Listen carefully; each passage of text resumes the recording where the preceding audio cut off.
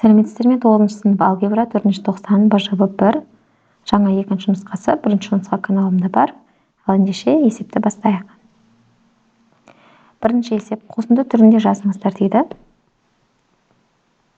Синус пи бөлінген 4 көбейтілген синус пи бөлінген 12.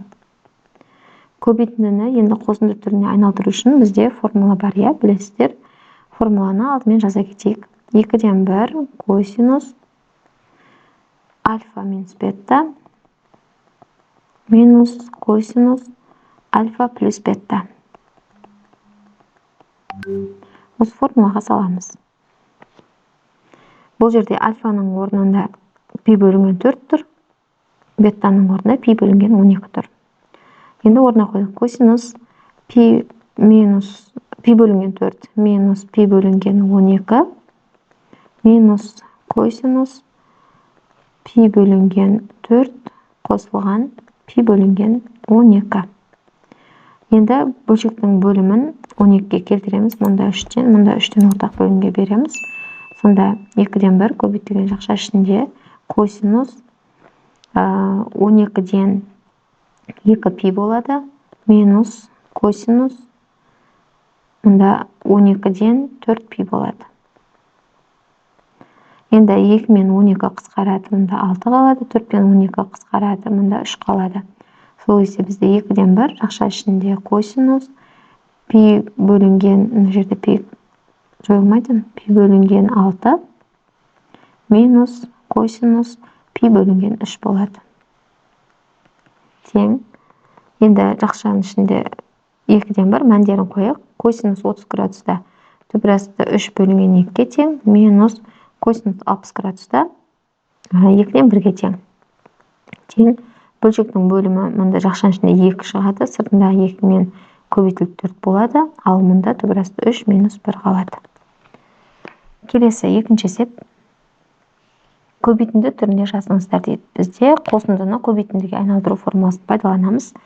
Енді жазайық. Алдымен синус альфа қосылған түбірасты 2 бөлінген 2 берілген екен. Енді біз көбейтіндіге айналдыру үшін бізден түбірасты 2 бөлінген 2-ні синус түрінде жазуымыз керек. Сонда синус альфа қосылған синус түбірасты 2 бөлінген 2-дегі мәні ол білесіздер синус 45-те. Осылай жазып аламыз. Енді формуланы жаза кетейік. Мына жерде бізде синус альфа қосылған синус бетаның формуласы бойынша бізде 2 синус альфа плюс бета бөлінген 2 көбейтілген косинус альфа минус бета бөлінген 2. Бұл формула. Енді осы формула салайық. 2 синус альфа деп отырған сол альфаға тең, бетаның орнына пи бөлінген 4-ті жазамын. Бөлінген 2 косинус альфаның орнына альфа минус бетаның орнына пи бөлінген 4 бөлінген 2. Енді ортақ бөлімге келтіреміз. Мұнда 4-тен, мұнда да 4-тен береміз. 4-ті бөлшектің бөліміне түсіреміз. Сонда 2 синус бөлшектің бөліміндегі 2 мен көбейтіліп 8 болады 4-іміз. Сонда 4 альфа қосылған пи косинус бөлімінде 8 болады. 4 альфа минус пи. Мінекей осындай түрге келеді екен. Келесі үшінші есеп. Өрнектің мәнін табыңыздар дейді. Бұл бізде қосу формуласы екені көрініп тұр. Енді бізде мынадай формула бар. Мен бірінші соны жазайын. Тангенс альфа плюс бета деген формуламыз бар. Бұл формула бойынша бізде тангенс альфа қосылған тангенс бета бөлімінде 1 минус тангенс альфа тангенс бета деген осындай біздің формуламыз бар. Енді берілген жазайық. Қарап тұрсаңыздар, дәл осы формулаға келіп тұр. Тангенс 22 градус қосылған тангенс 23 градус бөлімінде 1 минус тангенс 22 градус көбейтілген тангенс 23 градус. Енді формула бойынша тангенс альфа плюс бета, яғни 22 градус қосылған 23 градус. Бұл деп отырғанымыз тангенс 45 градусты береді.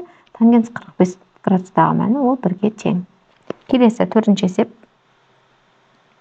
теңдікті дәлелдеңіздер дейді. Бұл жерде бізге мына берілген сол жақ бөлігіндегі бөлшектің тангенс 4 альфаға тең екенін дәлелдеуіміз керек. Жалпы тангенс альфа деп отырғанымыз ол синус альфа бөлінген косинус альфаға тең. Бұл формула. Енді берілген жазайық алдымен.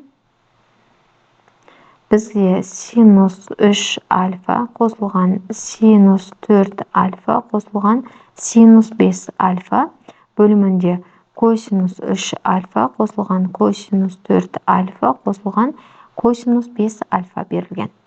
Бұл жерде біз синус 4 альфаға және косинус 4 альфаға тиіспейміз. Сол күйі бірінші өзінде жазып қойық. Синус 4 альфа бөлімінде косинус 4 альфаға тиіспейміз. Енді осы жерде синус 3 альфа мен синус 5 альфаны қосамыз. Бұл жерде бізде формула бойынша, яғни мына 9-шы формулаға келтіреміз. Қосылған, енді жазайық. 2 синус альфа плюс бета бөлінген 2, яғни 3 альфаға қосамыз 5 альфаны бөлеміз 2-ге, косинус альфа минус бета. 3 альфадан азайтамыз 5 альфаны бөлеміз 2-ге. Қосылған, енді бөлшектің бөлімінде де косинус 3 альфа мен косинус 5 альфаны қосамыз. Яғни бізде бұл 7-ші формуланы пайдаланамыз деген сөз. Енді 2 косинус формулаға салып жатырмыз. Косинус альфа плюс бета бөлінген 2, яғни 3 альфа қосылған 5 альфа бөлінген 2, косинус альфа минус бета бөлінген 2, сонда 3 альфа минус 5 альфа бөлінген 2 болады. Ал енді осы жерден жазайық есептеп. Синус 4 альфа қосылған 2 синус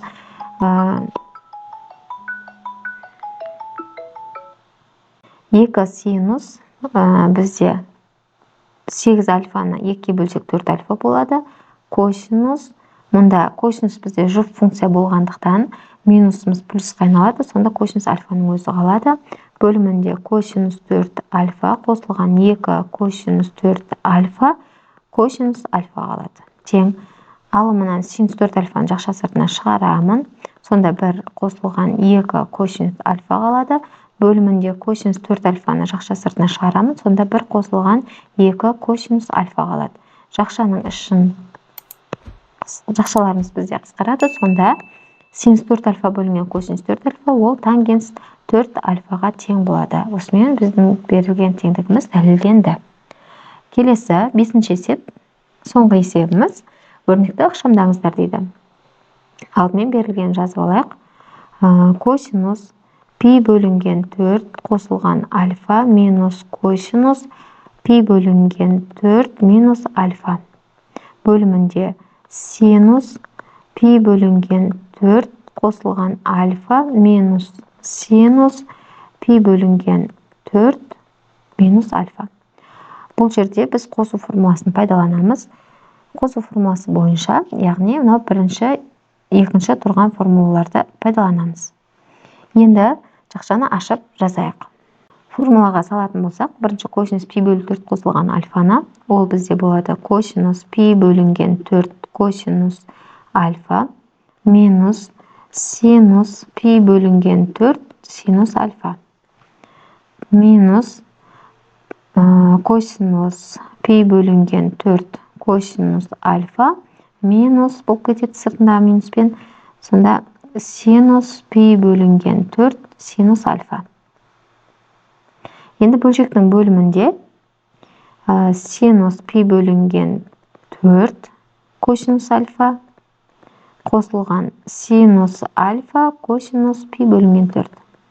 Енді арасы минус болған соң таңбалары өзгереді. Сонда синус пи бөлінген 4 косинус альфа қосылған синус альфа косинус пи бөлінген 4.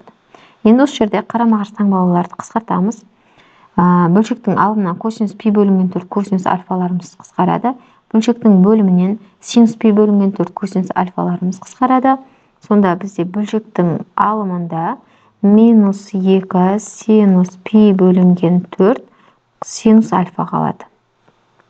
Ал бөлшектің бөлімінде синус альфа, мұнда 2-сі бар, себебі бізде 2 ғой. 2 синус альфа косинус пи бөлінген 4 болады. Сонда синус альфаларымыз қысқарады, 2 мен 2 қысқарады, және синус пи бөлінген 4 пен синус пи бөлінген 4 қысқарады. Себебі екеуінің де 45 градустағы мәні ол түбірасты 2 бөлінген 2-ге тең, сондықтан біз оларды қысқарта аламыз. Немесе мына жерде бірден былай жазып қойсаңыздар да болады. Синус пи бөлінген 4 тең косинус пи бөлінген 4-ке. Неге? Себебі екеуінің де 45 градустағы мәні ол түбірасты 2 бөлінген 2-ге тең. Сонда бізде жауап қалады минус 1-ге тең болып. Осымен біздің есептеріміз аяқталды. Каналға тіркеліп лайк басуды, достарыңызға жіберуді және комментарийға жақсы жылы сөздеріңізді жазып кетуді ұмытпаңыздар.